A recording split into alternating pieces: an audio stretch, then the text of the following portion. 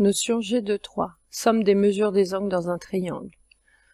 Première partie, cas général. Propriété à prendre par cœur. Dans un triangle, la somme des mesures des angles est égale à 180 degrés. Donc faire très attention à ne pas oublier des mots dans votre propriété. Donc cette propriété est vraie que dans le triangle, donc voilà pourquoi elle doit commencer par dans un triangle. La somme, c'est le résultat d'une addition. On n'additionne pas les angles, mais bien leurs mesures. Attention, c'est un pluriel, hein, c'est la somme des mesures, puisqu'on va ajouter 3 mesures. Et le résultat doit être égal à 180 degrés. Alors, exemple d'application, donc on a une figure, on a un triangle ABC. On connaît une mesure de l'angle BAC, 65 degrés, une mesure de l'angle BCA, 45 degrés, et on aimerait trouver la mesure de l'angle ABC. Donc il faut faire une démonstration, donc il faut bien faire attention, bien respecter différentes étapes. Alors, premièrement, dans le on sait que, il faut se rappeler qu'il y a deux choses à respecter, deux choses à indiquer. D'abord, dans quel triangle on se place, puisque là, pour l'instant, on est dans le triangle ABC, il n'y en a qu'un. Mais on pourrait être amené à utiliser la propriété dans des figures plus complexes où il y a plusieurs triangles, donc bien faire attention. On rappelle dans quel triangle on se place, donc ici ABC est un triangle, puisque ma propriété n'est vraie que dans le triangle. Ensuite, pour appliquer la somme des mesures des angles dans un triangle, eh ben, on doit vous donner des mesures. Donc ici on en donne deux, donc je les recopie. Donc BAC égale 65 degrés. Et ACB égale 45 degrés.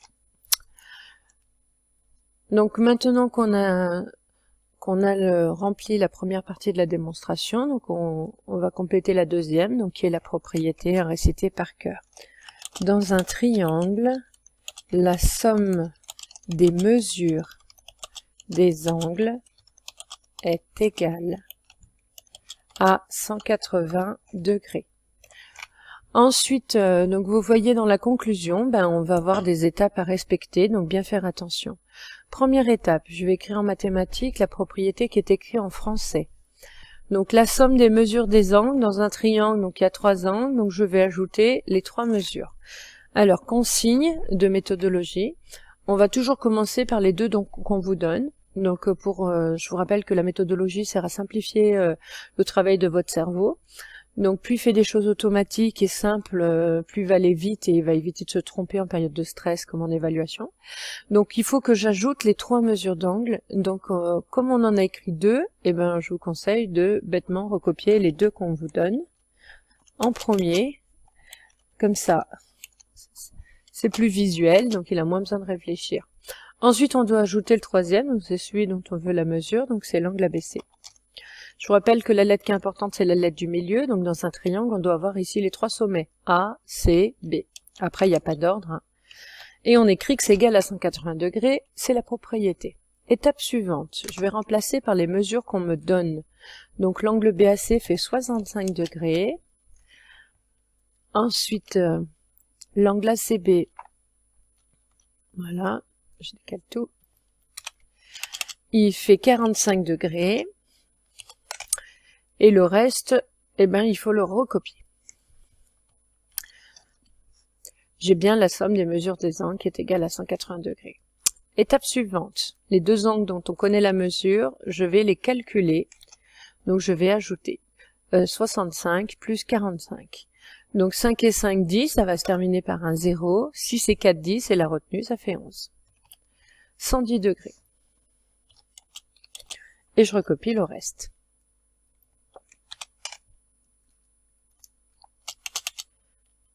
Voilà. Étape suivante. Donc c'est l'étape qui est un peu délicate. Donc là, il faut bien écouter la méthodologie. Ici, j'ai une égalité. Donc ce n'est pas un calcul, puisque vous voyez, ce que je veux calculer, c'est l'angle ABC, une mesure de l'angle ABC, mais il n'est pas tout seul dans le membre de gauche, comme un simple calcul. Dans le membre de gauche, il y a aussi le 110 degrés.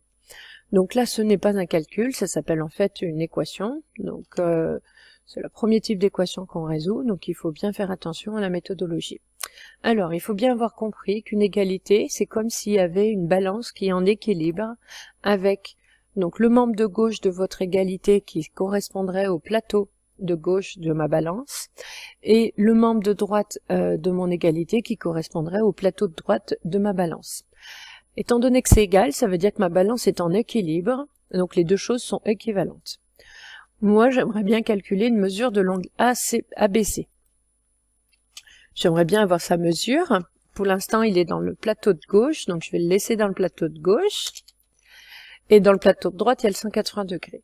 Mais vous voyez que le 110, il faut que je l'enlève du plateau de gauche si je veux avoir une mesure de l'angle ABC.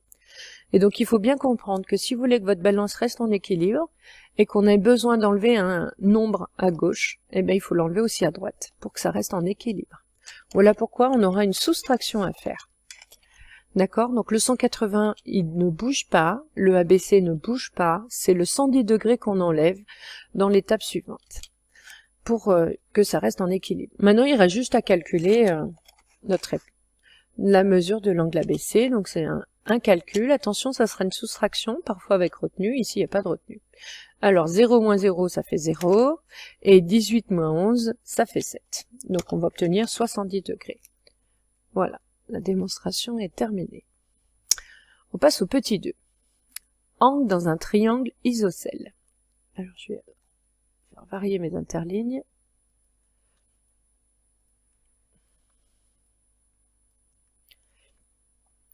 Donc on passe aux propriétés dans les triangles particuliers. Donc là on était dans le cas général, triangle quelconque.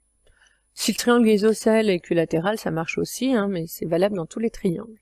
Maintenant, propriété dans le triangle isocèle. Si un triangle est isocèle, alors ces deux angles à la base ont la même mesure, et si un triangle a deux angles de même mesure, alors ce triangle est isocèle. Donc on a la propriété et sa réciproque. Je vous rappelle que ces propriétés, elles sont liées à la symétrie. Il se trouve que dans un triangle isocèle, il y a un axe de symétrie, ce qui veut dire que les deux parties du triangle par pliage doivent se superposer. Voilà pourquoi les deux angles à la base doivent avoir la même mesure. Alors, premier exemple d'application. Donc ici, on a un triangle, on voit qu'il est isocèle en J, puisqu'il y a les deux côtés de même longueur qui sont ici. Et j'aimerais trouver une mesure de l'angle JKI. Alors, pour calculer cet angle et faire une démonstration, donc dans le on sait que, il faut que j'ai les deux caractéristiques.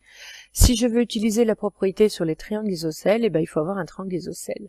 Donc on va rappeler son nom, donc il s'appelle IJK, est isocèle.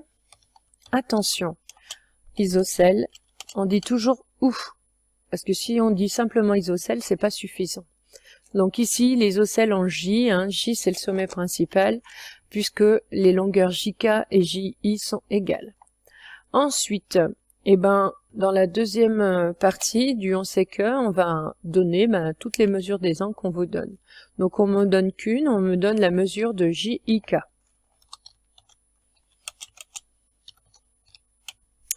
Ensuite, je récite ma propriété.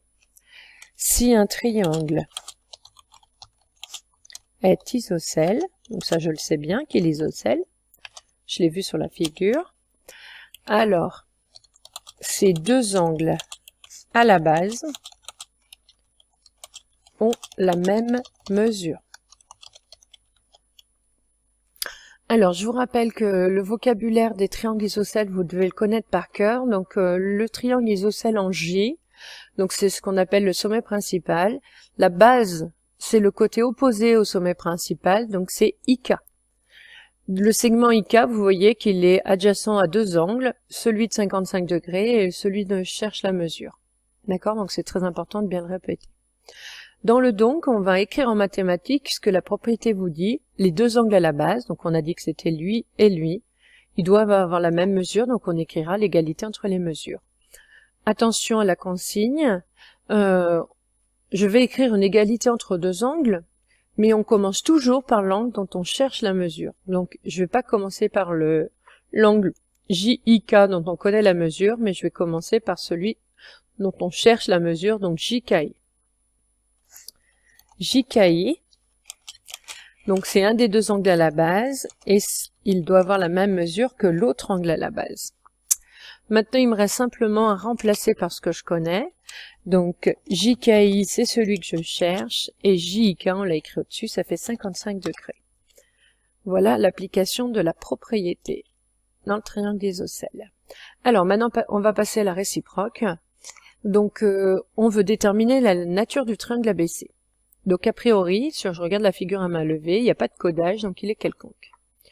Alors, pour pouvoir trouver qu'il est isocèle, on applique la propriété réciproque qui me dit c'est un triangle à deux angles de même mesure. Pour l'instant, je ne vois pas deux angles de même mesure, donc il va falloir que je calcule le troisième angle et que je regarde s'il fait 42 ou 96. Donc s'il fait 42 degrés, mon triangle sera isocèle en C, puisque les deux angles à la base, ça veut dire que AB c'est la base. Par contre, si mon angle en B fait 96 degrés, ça voudra dire que les deux angles à la base, c'est ceux de là. Donc ça veut dire que BC sera la base et que le triangle sera isocèle en A. Donc tout dépend de la mesure de l'angle en B. Alors comment faire pour avoir cette mesure-là? Je vais utiliser la somme des mesures des angles dans un triangle, puisque j'en connais deux et qu'il manque le troisième. Donc c'est la première partie de la leçon. Donc je me place dans le triangle ABC. La propriété est vraie que dans les triangles, je dis dans quel triangle je me place. Ensuite, les mesures des angles. Donc j'ai BAC qui mesure 42 degrés et j'ai l'angle BCA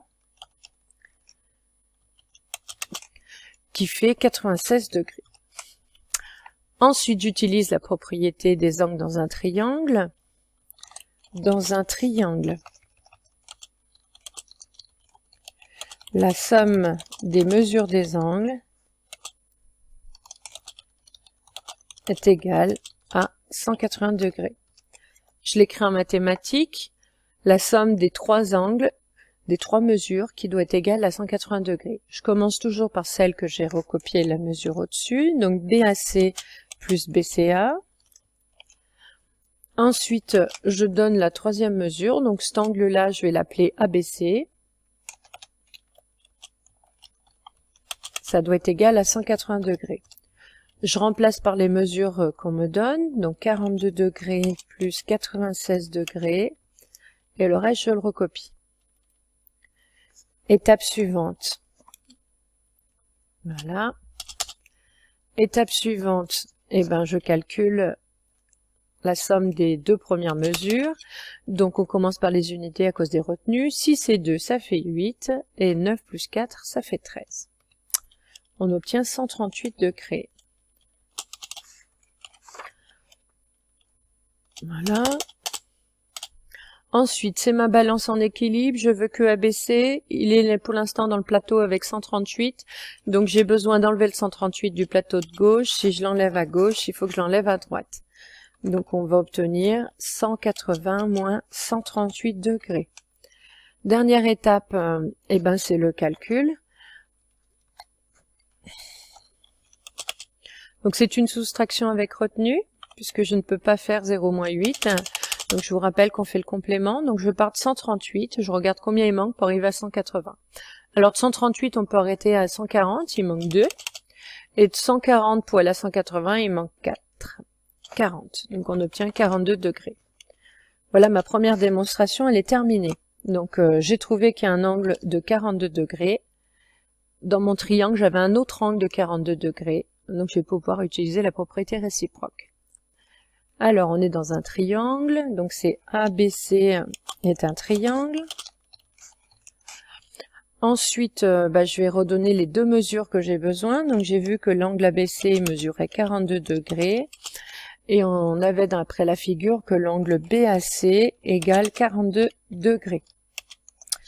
Du coup, on peut en déduire que l'angle ABC a la même mesure que l'angle BAC.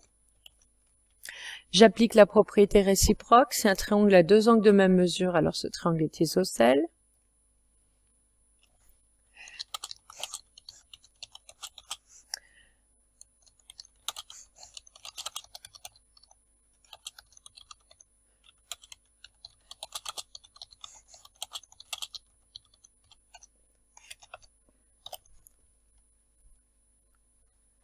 Est isocèle, voilà. Et donc du coup en conclusion, je vais avoir un triangle qui est isocèle, donc c'est ABC est isocèle, et je regarde où, les deux angles à la base c'est l'angle en B et en A, donc il est isocèle en C.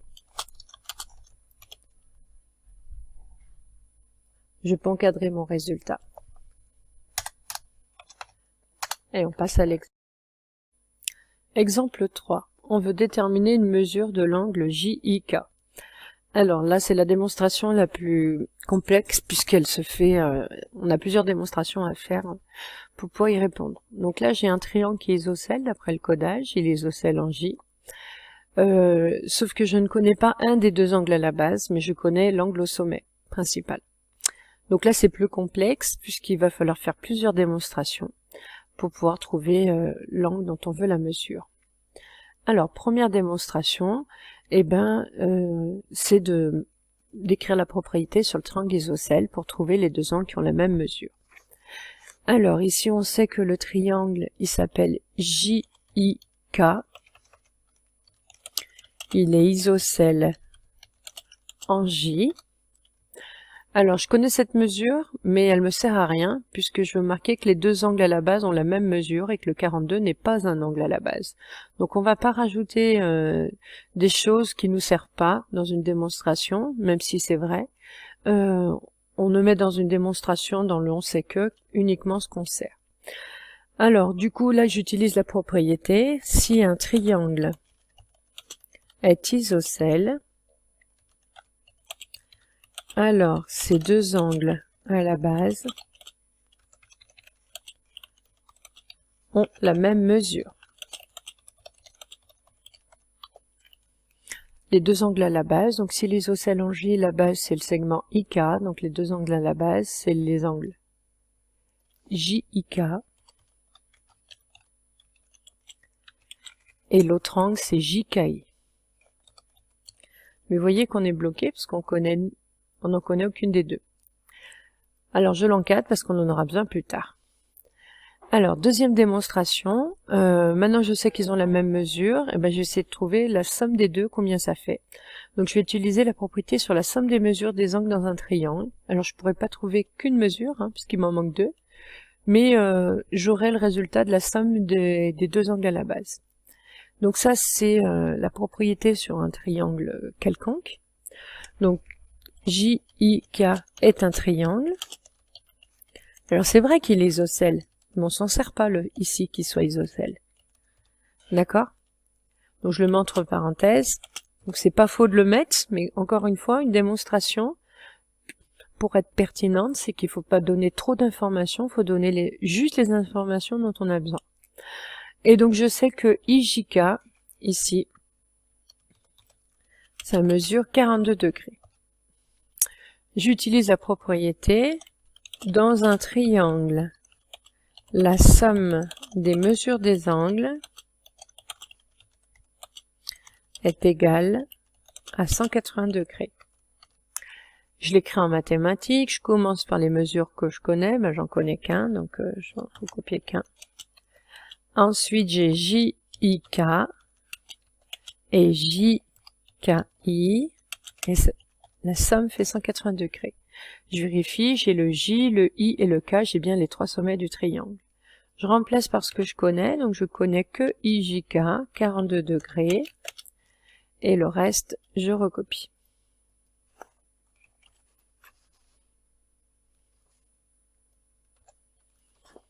Alors là, je peux pas calculer, parce que j'ai pas de calcul. Donc là, faut se rappeler qu'on fait l'étape, c'est ma balance en équilibre, je vais isoler ces deux-là. Donc je recopie ce que je laisse dans la balance. Donc dans le plateau de gauche, je laisse le JIK plus JKI, le 180 degrés reste dans le plateau de droite, et le 42 degrés, je l'enlève à gauche. Donc si je l'enlève à gauche, pour que ça reste en équilibre, il faut que je l'enlève à droite. Ensuite, je calcule.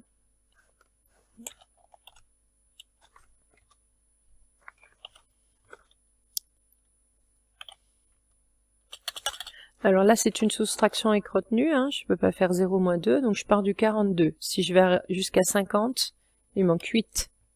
Je suis à 50, je vais aller à 80, il manque 30. Et maintenant, je suis à 80, pour aller à 100, il manque 100. On obtient 138. Mais je ne peux pas aller au-delà. Alors maintenant, je résume les deux cas que j'ai trouvés. Alors, on avait trouvé que l'angle JIK, il avait la même mesure que JKI. On vient de trouver que la somme des deux mesures, ça fait 138, et je sais que les deux mesures sont égales. Donc, moi, je cherche l'angle en I, donc c'est JIK.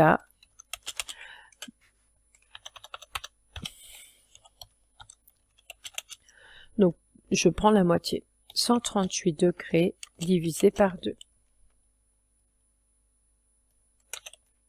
Et j'aurai la mesure. Donc, j'ai la somme de deux nombres égaux qui est égale à 138. Donc, un des nombres, c'est la moitié du résultat.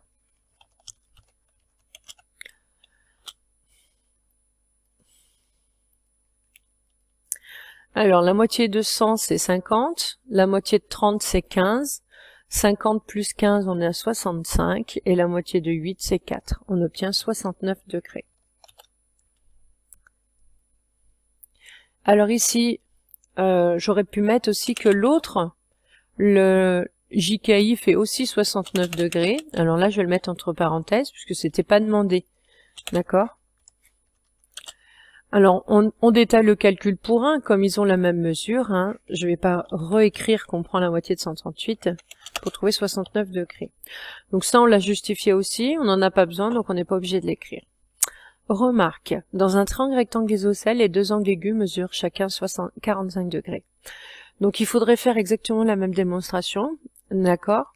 Dans un triangle rectangle isocèle, donc il est forcément rectangle isocèle au même sommet, donc là à la place du 42, j'aurai un 90. Ce qui veut dire que il me reste pour aller à 180, 90 encore pour les deux. Et comme les isocèles, ils ont la même mesure, donc la moitié de 90, on trouverait 45 et 45. Et ça, c'est vrai dans n'importe quel triangle rectangle isocèle. Donc, peu importe la taille, puisqu'on a le droit de prendre les longueurs qu'on veut pour tracer votre triangle, les trois, par contre, angles ont toujours la même mesure, donc il y en a deux de 45 et un de 90. Dernière partie, angle dans un triangle équilatéral. Donc là aussi, on a la propriété sa réciproque. Alors, si un triangle est équilatéral, alors ces trois angles ont la même mesure et ils mesurent chacun 60 degrés. Et inversement, si un triangle a ces trois angles qui mesurent chacun 60 degrés, alors le triangle est équilatéral. Alors, pour prouver cette démonstration, en fait, faudrait revenir à ce qu'on a vu ici dans le triangle isocèle. Il faut savoir qu'un triangle équilatéral, c'est un triangle isocèle en chacun de ses sommets. Donc, si les isocèles en un sommet, les deux angles à la base ont la même mesure, alors je vais le faire là ici, hein. Si les isocèles en T, l'angle en R et en S ont la même mesure, mais comme il est aussi isocèle en R, les angles en T et en S ont la même mesure, et on pourrait démontrer comme ça que les trois ont forcément la même mesure.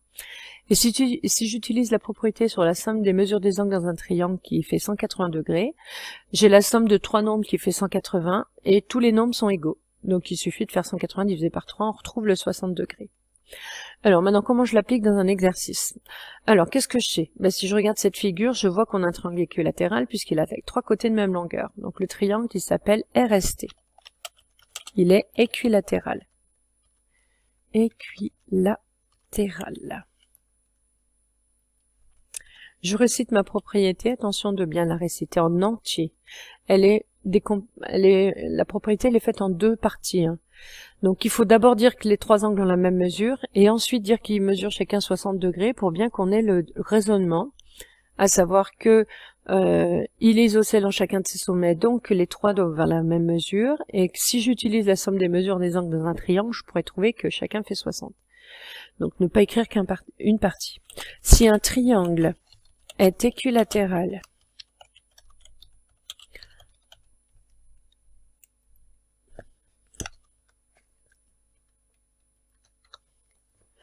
alors ces trois angles ont la même mesure et ils mesurent chacun 60 degrés. Alors là, il faudrait que je pourrais écrire que les trois ont la même mesure, mais moi, il y a un petit point d'interrogation que pour celui-là. Donc je vais écrire que celui-là. Donc RTS mesure 60 degrés.